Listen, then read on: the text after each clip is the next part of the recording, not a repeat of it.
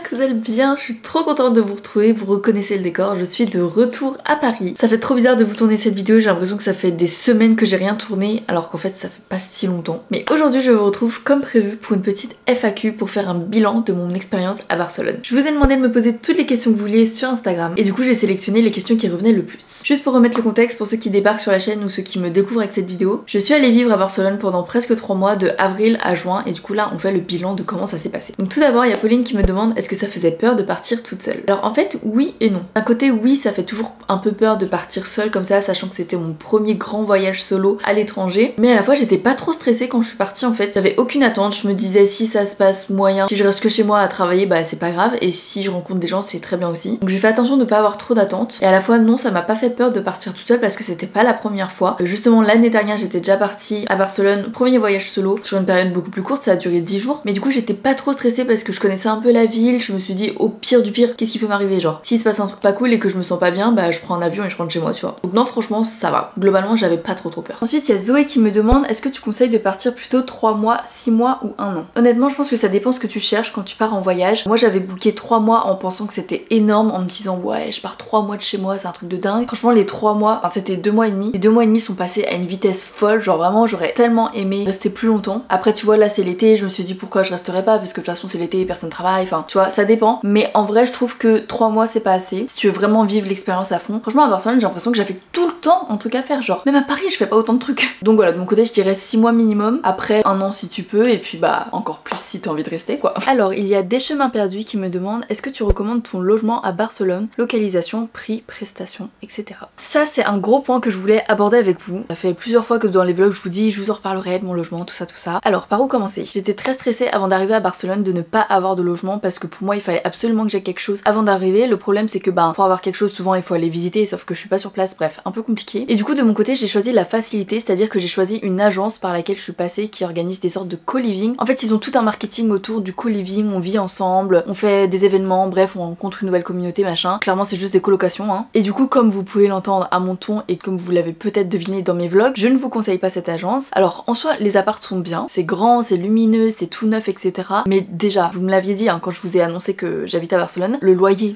c'est indécent. Genre moi je payais 1000 euros, enfin 990 euros pour une chambre en colocation et on était 5 dedans. Franchement quand j'en ai parlé avec des locaux ou des personnes qui habitaient là-bas depuis un petit moment maintenant, tout le monde me disait mais tu te fais arnaquer, pour 1000 euros tu peux avoir un appart super grand à toi toute seule, même pas en coloc. Du coup j'étais un peu deg, j'ai payé très cher, vous pouvez trouver des choses beaucoup moins chères. Et en vrai à Barcelone ça va très vite, c'est comme à Paris. Ce que je vous conseille pour les apparts c'est genre de réserver je sais pas quelques jours ou une petite semaine dans un Airbnb ou dans un hôtel quand vous arrivez, vous faites plein de visites et franchement c'est sûr que vous allez trouver quelque chose quoi. Parce qu'en plus à Barcelone personne ne vous demande de papier, genre même l'agence avec laquelle je suis passée, ils m'ont demandé ma carte d'identité, mon nom prénom et enfin limite c'est tout tu vois. Et j'en ai parlé avec quelques copines, les filles que vous avez vues dans les vlogs, elles c'est pareil, il y a pas de fiche de paye, il y a pas de il faut gagner 3 fois le loyer, enfin ils s'en foutent. Donc c'est très facile d'avoir un appart mais du coup ça part aussi très vite. Donc l'agence par laquelle je suis passée, bah je peux vous dire le nom mais je vous la conseille pas, au moins vous saurez, c'est Enso Co-Living, je vous l'écris quelque part par là. Encore une fois c'est pas nul, c'est juste très cher pour ce que c'est, et en même temps ils ont raison tu vois, ils sont toujours complets, enfin ça marche de fou. À chaque fois qu'on avait quelques questions ils répondaient assez vite, ils étaient réactifs tu vois, mais en soi il y avait pas grand chose. Aussi ils nous promettaient d'organiser plein d'événements et tout pour qu'on puisse rencontrer des gens, enfin qui nous mettent en relation avec des gens qui pourraient nous correspondre, même organiser des verres et tout. J'ai jamais reçu aucune invitation, genre il s'est rien passé. Le seul truc que j'ai reçu un jour c'était une sorte de newsletter où ils nous disaient genre si vous parrainez quelqu'un on vous offre un burger. J'étais là genre super mais je ne vais pas vous recommander donc je n'aurai pas de burger.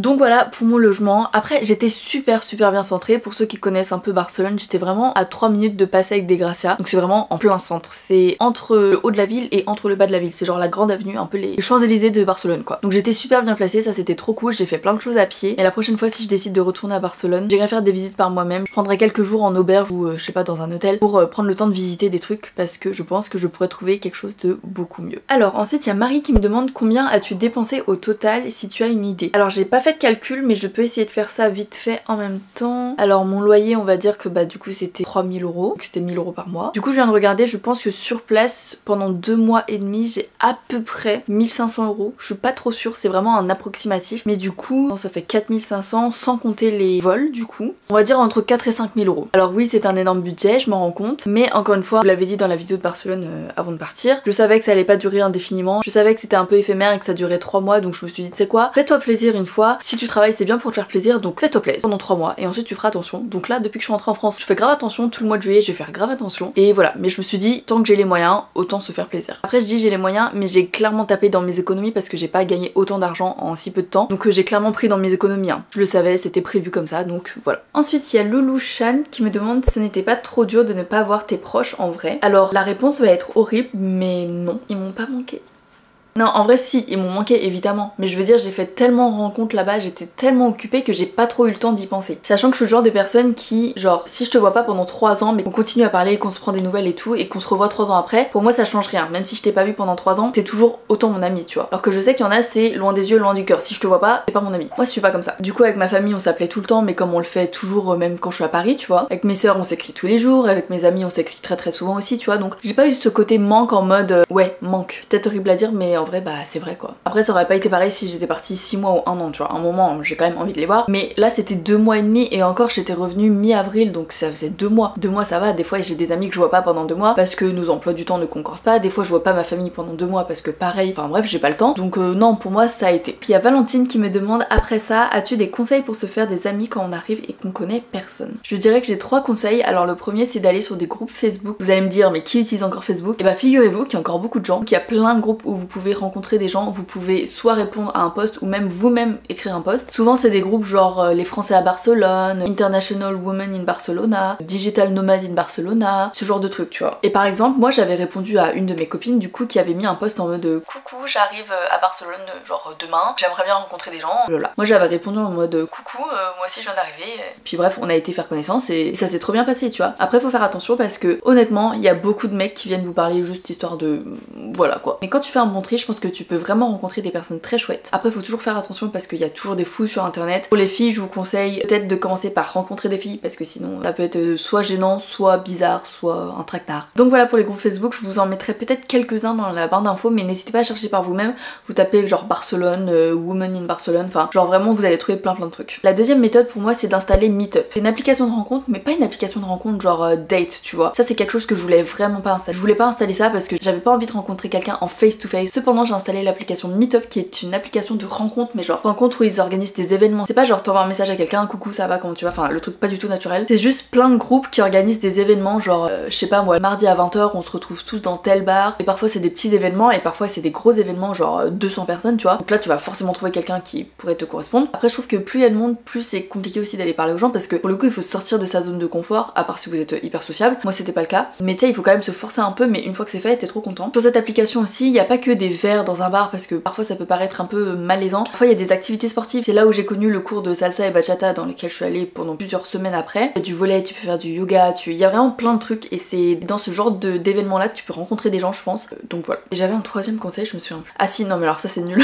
Globalement souvent les gens sont très ouverts à Barcelone pour rencontrer des gens. Encore une fois ça dépend du mood, ça dépend des gens aussi. Mais je vais vous donner un exemple. À la fin du séjour de Barcelone on a fait un pique-nique sur la plage tout ça. On était en mode très chill, on était je sais pas à 4-5 juste à discuter sur la plage et au fur et à mesure de la soirée je ne sais par quel moyen il y a des gens qui sont arrivés vers nous en mode pour faire des rencontres, pour partager, pour discuter. Et genre il y a 2 Italiens qui sont venus vers nous en mode bonjour, on cherche des amis, est-ce qu'on peut s'asseoir avec vous? Et nous on était là genre bah ok. Et finalement ils sont trop drôles, on les a revus après et tout tu vois. Si vous êtes pas timide vous pouvez tenter. Ça c'est le genre de truc que à Paris tu peux pas faire. Enfin c'est quoi, c'est pas trop la même ambiance quoi. Voilà mon troisième conseil c'est d'aller voir les gens si vous êtes pas timide. Je pense que les gens sont très ouverts que ce soit dans un bar ou à la plage. Franchement c'est facile de rencontrer des gens. Ensuite il y a Oona Lala qui me demande qu'est-ce que tu as dans ta vie à Barcelone que tu n'as pas en France, ce qui va le plus te manquer. Franchement c'est dur parce que vraiment Barcelone et Paris c'est 2 moods différents, c'est vraiment 2 villes que j'adore mais pas pour les mêmes raisons. On va dire que pour moi Barcelone c'était un peu comme si j'étais en vacances, genre c'est trop agréable de pouvoir sortir et juste aller te balader à la plage, d'aller faire un apéro avec tes amis. Alors certes tu peux faire ça sur les quais à Paris mais c'est pas la même ambiance. Comme je vous l'ai dit à Barcelone les gens sont très ouverts, les gens sont là pour faire des rencontres, les gens sont là pour faire la fête. Tu vois c'est très festif, c'est très souriant et tout, alors que Paris, déjà il y a le cliché des Parisiens un peu, comment dire, un peu aigris et tout tu vois. Paris ce que j'adore c'est que c'est très classe, très on est là pour le travail et moi j'adore mon travail donc j'adore faire ça. Tout va vite, on a une fast life et tout tu vois et j'adore aussi ce mode de vie. Tu vois je suis triste d'avoir quitté Barcelone et à la fois j'adore ma vie à Paris aussi. Après ce qui va le plus me manquer évidemment à Barcelone c'est les amis que je me suis fait parce que du coup bah on habite soit aux 4 coins de la France soit aux 4 coins du monde. Mais je suis sûre qu'on va se revoir et qu'on va garder contact. C'est ça qui est beau aussi, c'est qu'on a vécu une expérience assez unique tous ensemble et du coup ça nous a forgé des liens hyper forts tu vois. Mais ouais vraiment Paris et Barcelone c'est 2 choses différentes, deux choses que j'adore. Et si je pouvais avoir un appart à Barcelone et un appart à Paris pour pouvoir switcher et faire des allers-retours, ça serait mon rêve. Et du coup ça rejoint la question de Instalis qui me demande: as-tu envie de déménager définitivement à Barcelone? Vraiment c'est mon rêve, je suis tombée amoureuse de Barcelone. Comme je viens de vous le dire, en vrai mon rêve ça serait d'avoir un pied-à-terre à Barcelone et un pied-à-terre à Paris, et que dans les deux j'ai des choses super. À Barcelone c'est ce rythme de vie très cool, très chill, genre pas de pression, on ne court pas, tout est tranquille ici. Et à Paris c'est ce côté travail que j'adore, parce que même si je suis en télétravail, il y a une grosse partie qui se fait sur Paris, il y a beaucoup d'événements à Paris, etc. Et pour être honnête, j'ai manqué beaucoup de choses en étant 2 mois et demi, 3 mois à Barcelone. J'ai refusé tellement d'invitations. Du coup j'étais deg parce que j'avais vraiment envie d'y aller, mais j'étais pas là quoi. Donc oui, j'aimerais trop déménager définitivement à Barcelone. Mais pour l'instant ça me paraît compliqué parce que j'ai encore beaucoup de travail à Paris. Peut-être plus tard, il y a plein d'amis qui me disent: ouais non mais c'est sûr, dans la continuité tu vas t'installer à Barcelone, c'est sûr. Pour l'instant j'y pense pas du tout parce que même si j'aimerais trop, ça me paraît très compliqué pour mon travail. On verra bien où l'avenir me mènera. Il y a May 24 84 92 qui me demande: as-tu lu pendant ton séjour? Si oui, quel livre? Alors oui, évidemment j'ai continué à lire. Je vais pas vous faire toute la liste parce que je pense que je vais en oublier ou je vais mal compter et tout, mais n'hésitez pas à aller voir tous mes updates lecture. J'ai aussi fait une vidéo 24 heures Colleen Hoover, donc j'ai lu pas mal de livres et je vais continuer à vous sortir des updates lecture. D'ailleurs la prochaine vidéo sera un update lecture, donc oui je continue à lire. Après c'est vrai que je lisais peut-être un peu moins puisque comme je voyais beaucoup de gens, je sortais beaucoup, etc. et j'avais quand même peu de soirées où j'étais juste chez moi à lire, mais oui globalement j'ai continué à lire, et même dans la vie de tous les jours je continue à lire encore, parce que c'est vrai que je vous montre un peu moins de livres parce que je suis devenue un peu plus lifestyle, mais je continue à lire et j'adore toujours autant lire. Avant dernière question, il y a Eva qui me demande: as-tu amélioré ton espagnol? Et je sais qu'il y a plein de gens qui m'ont posé cette question: est-ce que tu parles espagnol, catalan, etc. La réponse est non, je ne parle pas espagnol et encore moins catalan. Je sais vraiment dire les choses de base, genre hola, como está, me llamo Christian, con tarjeta por favor, gracias, voilà. C'est tout ce que je sais dire. En fait ce qui est dommage c'est que je restais dans ma zone de confort parce que je sais que je peux me débrouiller en anglais, et que globalement si je parle en anglais les gens pourront me répondre vite fait, tu vois. Et du coup je restais un peu dans cette zone de confort là, et surtout j'osais pas parce que j'ai très peu de vocabulaire en espagnol. Mais honnêtement quand on me parlait espagnol, en tout cas quand j'entendais des gens parler espagnol, globalement je comprenais une grosse partie de leur conversation, donc c'est que je comprends l'espagnol. C'est juste qu'il faut que je retrouve ce vocabulaire que j'ai tout perdu depuis le lycée, et je pense que ça va venir en faisant des petits exercices genre Duolingo machin, et surtout en regardant des séries, parce que je pense que c'est comme ça que j'ai appris l'anglais honnêtement. C'est pendant toute mon adolescence j'ai regardé que des séries et des vidéos YouTube en anglais, donc il faut que je me mette à regarder plein de vidéos YouTube en espagnol et des séries en espagnol et des films en espagnol, et je pense que ça va revenir petit à petit. Et ensuite le jour où je retournerai en Espagne j'essaierai de m'exercer, mais du coup non, je ne parle pas espagnol. Pourtant j'adore cette langue, elle est trop belle à parler je trouve. Ensuite il y a C comme clochette, mais en vrai vous êtes beaucoup à m'avoir posé la question: est-ce que tu te vois retenter l'aventure dans un autre pays? Si oui, lequel? Franchement j'ai reçu plein de messages, plein de commentaires qui vont dans ce sens là, en mode voilà maintenant t'as vécu une expérience à Barcelone, tu vas pouvoir revivre ça dans plein d'autres pays, ça va être trop cool, est-ce que t'as envie d'aller dans un autre pays, lequel, machin. Mais honnêtement j'ai aucune envie de faire ça dans un autre pays. Genre vraiment quand je vous dis je suis tombée amoureuse de Barcelone, c'est vraiment je suis tombée amoureuse. Je veux retourner à Barcelone en fait. Je pense aussi que maintenant Barcelone c'est un peu devenu ma zone de confort, je sais que c'est facile de rencontrer des gens, je sais que voilà je connais la ville, c'est pas si loin de chez moi, mais du coup non, j'ai pas forcément envie de tenter l'aventure autre part. Genre je serais ravie d'aller découvrir d'autres pays, faire des voyages et tout, mais pour m'y installer quelques mois, pour l'instant non, pour l'instant juste Barcelone. Ouais je sais, je suis vraiment obsédée par Barcelone genre. Je sais pas si vous pouvez comprendre, mais j'ai tellement un attachement à Barcelone que j'ai juste envie d'y retourner H24 en fait. Genre c'est ma maison maintenant tu vois. Et voilà c'est tout pour cette vidéo, j'espère qu'elle vous aura plu. Je suis désolée si elle a été un peu longue, mais je voulais vraiment que ça soit complet. Donc n'hésitez pas à me faire tous vos retours dans les commentaires. Je sais pas si j'ai répondu à toutes les questions, si vous avez d'autres questions n'hésitez pas à me dire ça en commentaire et j'y répondrai. Je crois que la seule chose que je voulais dire et que j'ai oublié de dire c'était que par rapport à mon logement et à mes colocs, alors certes l'appart était sympa mais l'agence était pas ouf, mais ce qui fait que j'ai pas trop aimé aussi c'est mes colocs. Enfin il y en a avec qui on s'entendait très bien, mais il y avait surtout deux mecs qui se détestaient et du coup ça faisait une ambiance horrible dans l'appart. Genre vraiment dans le groupe WhatsApp quand on se parlait c'était que des reproches, donc je peux vous dire que l'ambiance à l'appart c'était pas hyper fou. Mais voilà ça c'est t'as de la chance ou t'as pas de chance. Je pouvais pas savoir que j'allais tomber sur des gens qui allaient pas s'aimer tu vois, donc voilà je crois que c'est tout cette fois. N'hésitez pas à liker, commenter, partager, tout ça vous connaissez. J'espère que vous avez aimé me suivre sur mes aventures à Barcelone. Évidemment on va continuer les vidéos à Paris, donc j'espère que vous serez toujours au rendez-vous et puis on se retrouve très vite pour une prochaine vidéo. Bisous.